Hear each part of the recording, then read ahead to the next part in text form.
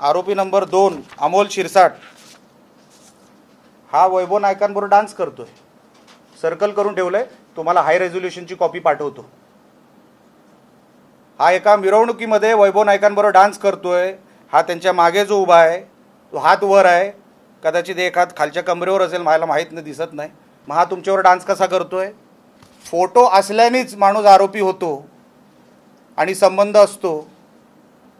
हा निकष जर कोर्टामध्ये टिकला तर आरोपींची संख्या एवढी वाढेल, ती केसच कधी सुटणार नाही। मला कुठेतरी लपता येईल असं वैभव नाईक तुम्हाला लपता येणार नाही। तुमची पापं तुम्हाला इथेच फेडावी लागणार आणि तुम्हाला फेडायला लावणार।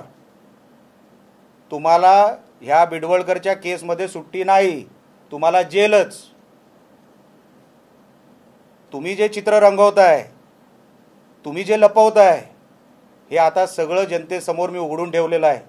आता पोलिसांवर आहे आणि पोलिसांच्या पुढच्या कारवाईवर आहे।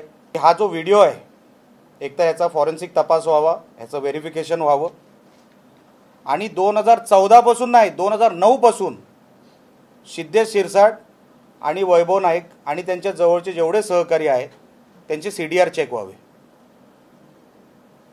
त्याच्यामध्ये पोलिसांना वाटतं आमचे करावे तर आमचेही करावे, चला। कारण का मी मुद्दामून 2009 का बोललो, कारण का मी खासदार होतो 2009 ते 14। जर कोणाला वाटत असेल नाही हा स्वतःचं झाकून करतोय, तर चला 2009 पासून करा, सगळ्यांचे CDR चेक करा।